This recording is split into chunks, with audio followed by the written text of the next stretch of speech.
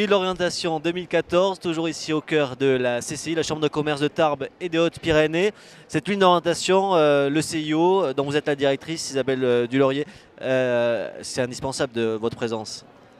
Je ne sais pas si c'est indispensable, mais c'est vrai que vu le nombre de jeunes qui faisaient la queue jusque dans l'escalier, c'est vrai qu'il y a une grande préoccupation sur qu'est-ce que je vais faire l'année prochaine ou dans 2 ans, ou je ne sais pas quoi faire comme métier, et on me pousse à me poser cette question-là, et ça génère effectivement beaucoup d'angoisse. Où est-ce que je vais réussir aussi dans mes études? Ouais. Et donc on est là pour aider, pour rassurer et pour essayer de non pas donner des conseils, fais cette formation ou ne fais pas celle-là, mais pour vraiment accompagner par rapport à la problématique de chacun dans son parcours de formation, que ce soit un parcours de formation rapidement professionnalisant ou au contraire qui sera professionnalisant mais beaucoup plus tard. On a reçu par exemple des jeunes de 4e qui nous disaient moi je veux faire enseignant, forcément c'est professionnalisant mais plus tard. Donc on réfléchit aussi au parcours, quel type de baccalauréat, etc.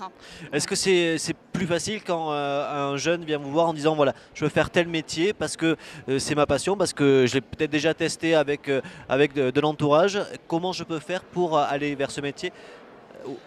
Forcément, quand il y a une idée, ça a l'air effectivement facile. Après, quand on commence à creuser un petit peu, il y a deux questions qui se posent. C'est j'ai envie de faire un métier, mais est-ce que j'ai la bonne image de ce métier? D'où l'intérêt de manifestations comme ce soir, parce que ça permet, entre autres, de parler à des professionnels qui sont effectivement dans des entreprises, qui vivent leur métier, d'aller effectivement aussi visiter des entreprises, d'aller faire des essais ou des séquences d'observation, parce que souvent on se dit, voilà, j'ai envie de faire tel métier, et puis quand on interroge un peu, l'idée du métier, il y a une petite partie qui est juste, puis il y a plein de choses qui sont oubliées, et donc ça c'est le premier écueil.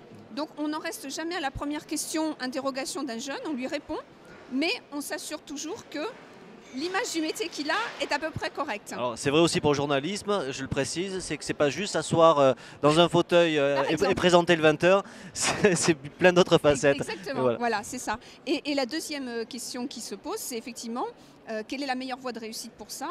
Parce qu'on peut avoir des jeunes aussi qui ont une ambition de métier parce que c'est valorisant pour eux, il y a une notion de prestige social, et ils mettent au niveau de leur capacité, au niveau de la capacité de travail, elle n'est pas en cohérence, et donc là va y avoir un petit problème sur le parcours. Est-ce que ça veut dire aussi que pour aller vers un même métier, on peut orienter un jeune vers soit l'apprentissage, soit la voie universitaire ou plus classique, par 2 orientations différentes en fonction du jeune, on peut aussi arriver à un même but? Alors un métier, plusieurs chemins, plusieurs formations, et une formation, plusieurs métiers. Ça c'est le principe. C'est-à-dire que c'est quand même très très rare qu'il y ait qu'une seule formation, qu'un seul type de formation, et qu'une seule façon d'y arriver. Donc on peut avoir en plus, à partir d'un certain niveau de diplôme, extrêmement de possibilités de réorientation, de passerelles, de repasser certaines choses. On a vu des jeunes qui avaient un baccalauréat puis qui repassaient un CAP par apprentissage ou par contrat de professionnalisation, donc ça peut se voir tout à fait. Ouais. Et leur culture générale acquise sur un bac leur a permis aussi d'aller beaucoup plus vite et d'être plus mûr, donc ça c'est important.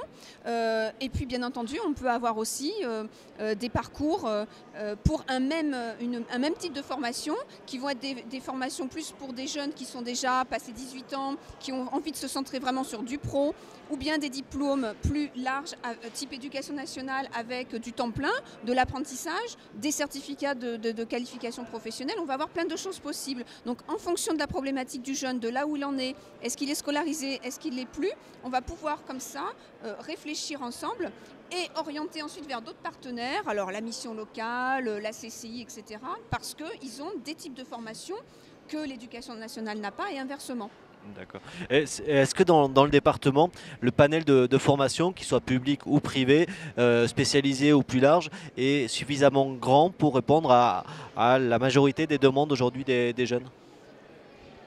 On le voit ici, il y a une centaine de métiers représentés, c'est important, ça suffira jamais. Ouais. On est quand même au niveau des Hautes-Pyrénées, un département qui offre un éventail très très important de formations professionnelles en post 3e, ça c'est sûr, que ce soit en apprentissage au niveau du CAP ou du bac pro, que ce soit au niveau des lycées professionnels publics, des lycées professionnels privés.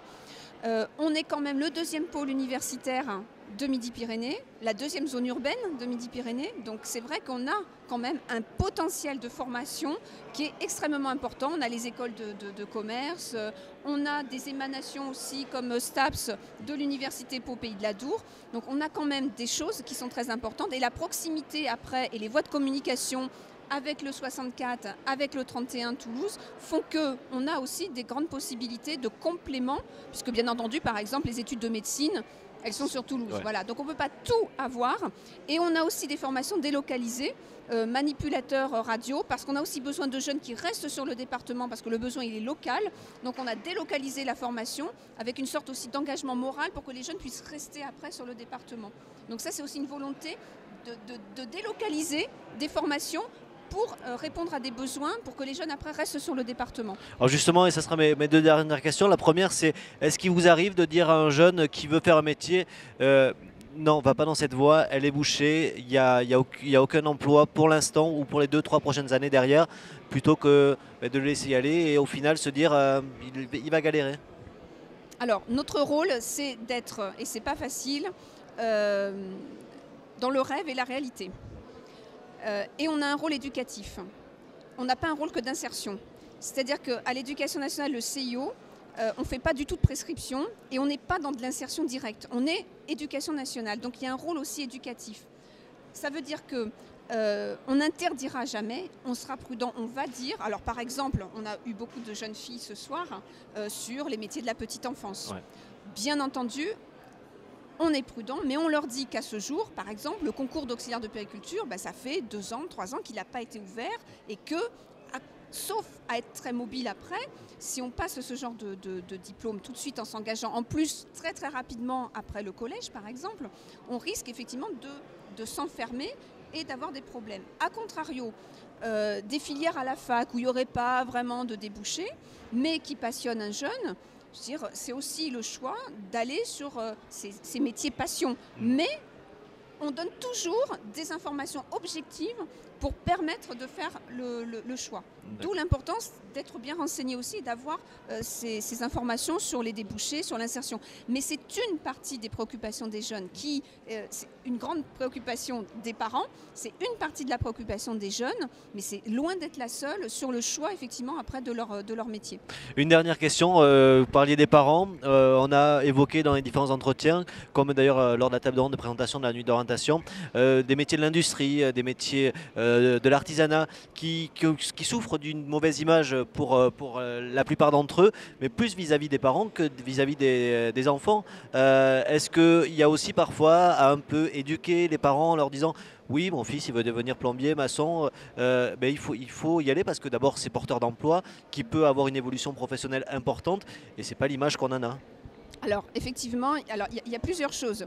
Il y a les parents qui sont passés des fois par ces métiers et on peut en avoir souffert. Parce que ce sont des métiers difficiles au niveau des conditions de travail. Et même si ça a pu évoluer, ils sont restés effectivement avec cette idée-là. Après, il y a les médias qui jouent un grand rôle sur effectivement, quand on annonce qu'il y a bien entendu des fermetures d'entreprises, etc. Bon, donc ça c'est un point qui est important. Le deuxième point qui est important, c'est que le jeune, il y a des métiers à la mode qui font jeune et qui renvoient une image sociale valorisante. Style Top Chef, ces émissions culinaires. Voilà, donc il suffirait pour l'aéronautique sur Tarbes de faire une sorte de top aéronautique sur certaines chaînes, très prisées des jeunes, en valorisant ça avec une image jeune, et on pourrait améliorer les choses. Donc ce que je veux dire, c'est qu'il y a effectivement des métiers qui ne sont pas à la mode, ça dépend des périodes, ça pourra revenir. Et donc on a beau effectivement dire qu'il y a du débouché, que ça peut être intéressant, tant qu'on n'a pas aussi... Et je dirais que tout le monde a sa part de responsabilité pour donner une image jeune, améliorer des conditions de travail qui peuvent être parfois un petit peu difficiles, pour renvoyer aux jeunes une image valorisante. Et il est fier d'être dans ces métiers-là. Donc tout le monde a à s'y mettre là-dessus, parce que nous, notre rôle, c'est pas d'être dans de la com. Ouais. On ne va pas dire ah, oui, va là, c'est super, va voir. Mais des fois, ce qu'il va voir, c'est la réalité. Voilà. Donc il faut que tout le monde a à s'y mettre pour valoriser aussi ces métiers-là. Et il y a l'emploi, certes, c'est vrai, Mais il n'y a pas que ça qui joue. Pour un jeune, pour un adolescent, l'image sociale renvoyée, c'est très important. Mais voilà, un message que moi je me permets de lancer à la CCI et à la Chambre des métiers. Pourquoi pas faire des tops thématiques avec nos jeunes des Hautes-Pyrénées et les moins jeunes qui peuvent aussi apporter l'expérience. Où est-ce qu'on vous retrouve tout au long de l'année, hormis cette nuit d'orientation? Alors auparavant, nous étions en centre-ville. Maintenant, nous avons déménagé sur la zone de l'Arsenal dans le cadre de la Maison commune emploi-formation, donc au 8 avenue des Tilleuls. Et donc, on est sur un endroit très prisé des jeunes parce qu'on est tout près du méga CGR et tout près du Laser Quest. Donc voilà. On continue un peu plus tout droit et hop, et on tombe sur la MCEF. Sur la MCEF. Merci beaucoup d'avoir été avec nous. Merci.